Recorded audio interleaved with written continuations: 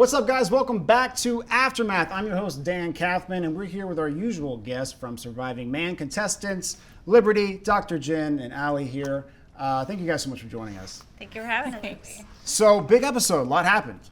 Lots to go over. Let's get into it. Tell us a little bit of what your takeaways from the episode. So this was the WAN Nav episode, and there was so much that happened in this episode. We basically were sent out to find our way back. We're taken into the desert, and we were supposed to find our way back and find a series of like targets along the way, marking in our passports and getting that taken down. But so much went wrong, so much went crazy. Just starting with me at the very beginning, I had an anxiety attack going into it because I figured out like, okay, yeah, heights, I did that, all that. But I was so tired by this point.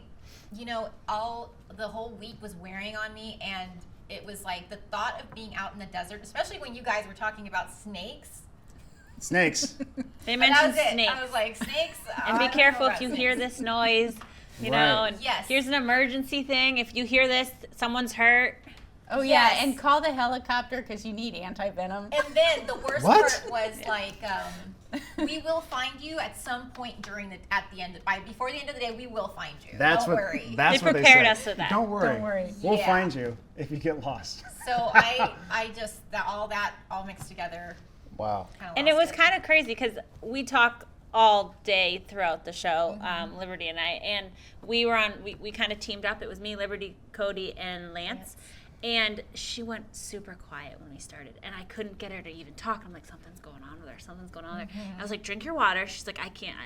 And she was like, and then all of a sudden, and I think the camera came right on her, but she just like broke down. And I think she just was nervous that she was going to be left by us, but we Right. ended up, 4 of us teaming up and saying we were going to be together the whole time. That's great. Which goes back to you and the people that you were with. Yeah, well, the first thing I'd like to say though is that like being super tired, starting that and not knowing how far you have to go is really anxiety producing. Like I figured it was going to be many, many, many miles, and you have to bring all of your own water, and you may not be at a place where you can refill.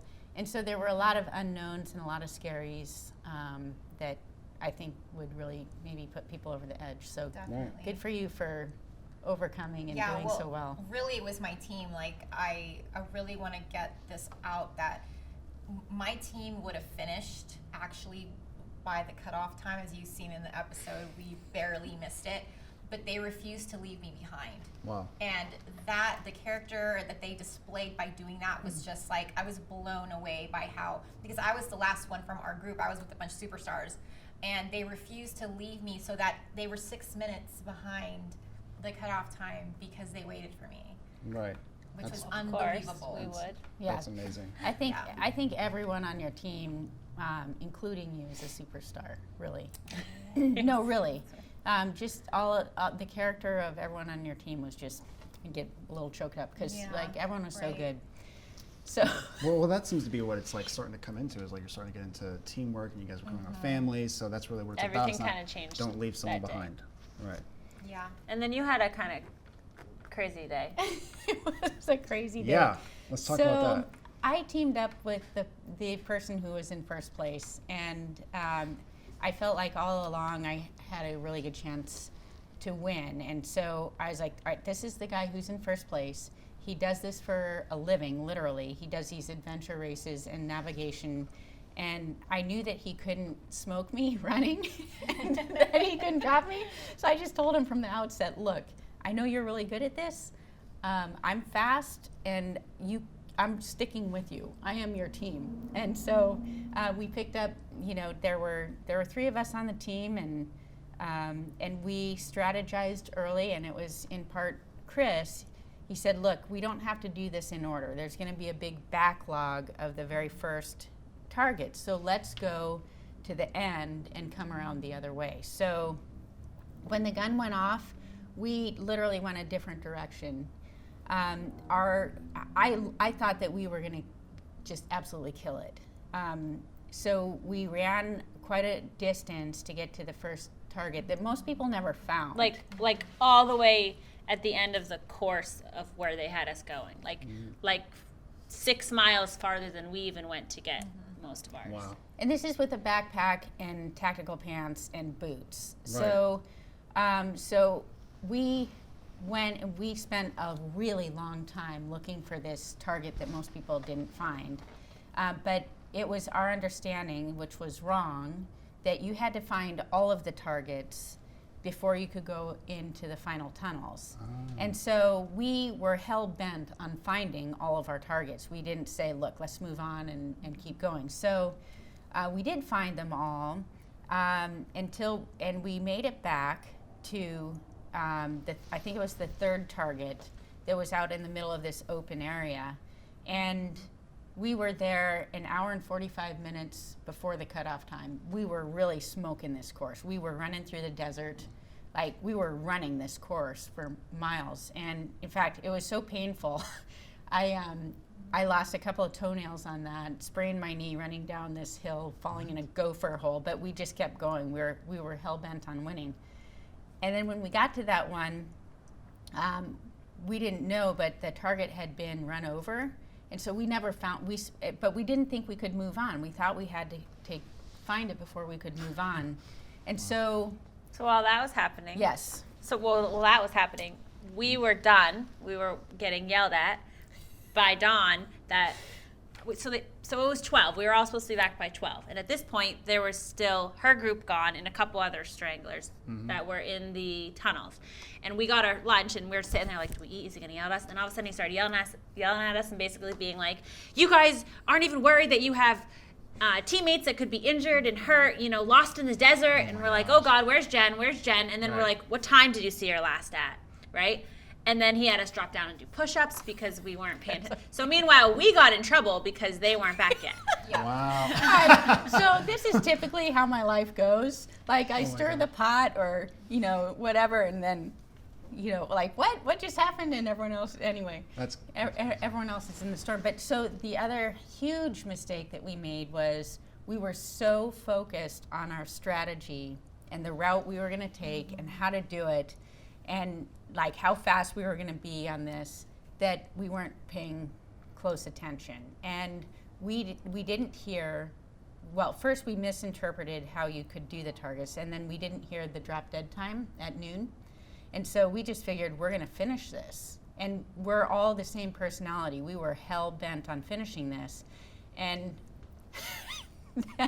one of the executive producers came by, Bob, in a truck and said, you guys are in deep trouble. Get back there right now. And we're like, but we're not done. And they lost a lot of points. Oh man. So so it was devastating. I started the day feeling like I had a really good chance to win it all, and then I ended that exercise or challenge feeling like I had just totally destroyed my chances. I was really demoralized and dejected. Yeah. Well, you had a problem with the tunnels. Is that right? Was that you? No, I actually loved the tunnels. You loved the My only tunnels. problem was that we didn't go to the tunnels first, so we knew that we had to be back by noon, and we couldn't go to every point. Right. So we went to like 3 out of the 4, but it was the coolest thing. The tunnels were just And it was You loved amazing. cool Like too, you so totally it was missed a out nice on the finish. tunnels. So she never even made it to Oh, the okay. tunnels. That's what it was. I You was never so made tunnels. excited too. I do cave diving, right? Everyone's like, you'll be afraid of tunnels. I'm like, what are you talking They about? were I scuba dive in so caves. cool. Like, That's so I'm cool. ready for it. I had my headlight, and everyone was behind me. They didn't have their headlight, and we're like going in, and we're like running around, and we were dying of heat out before, right? Right. So we went in there. It was like AC. It was cool. That's great. Physically, I felt like this was the challenge where, if we were going to pass out or something, that would have been the challenge. Right. Because it was so physically challenging. Right. But Well- she pulled through the whole time. After your little, But yeah.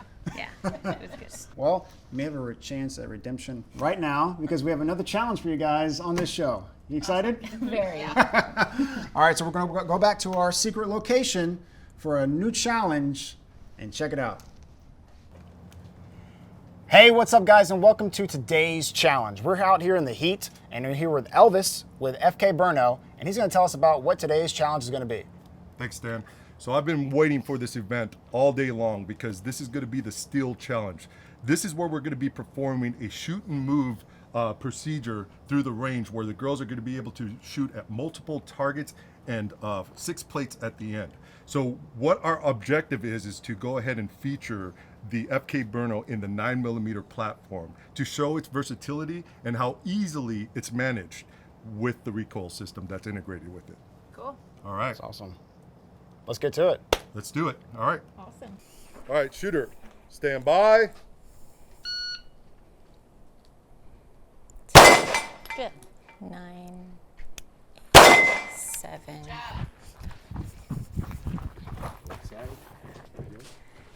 10, 9, 8, 7, 6. Fix it, fix it, fix it, fix it, fix it. What do you mean fix it? What? You got a stovepipe. Oh, all right, look at it. There- 10, 9.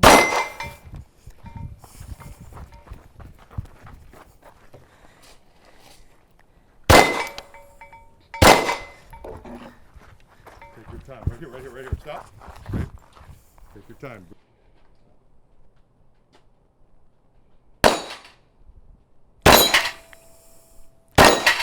10, 9, 10. And time. Nice. All right, are you ready? Yes, sir. Shooter, stand by.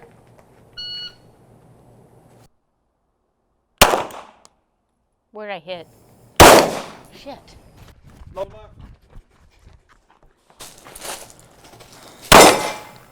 Two? Yes. Good. Nope. Same target, same target. Oh, same target. God damn it.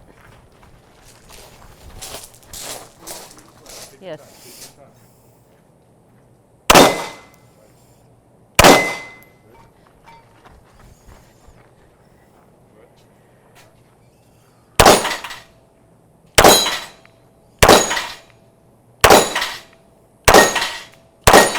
Time. Stand by.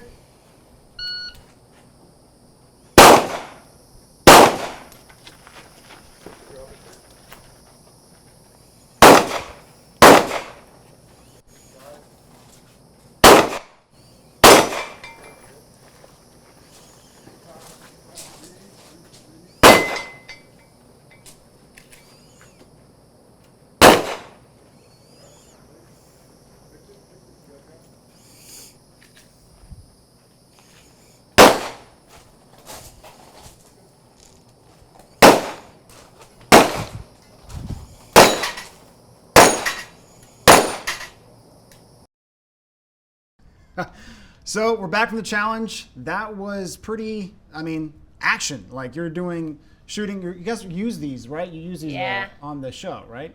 Had And some it was a trouble? much different experience. It was amazing. Right. Yeah.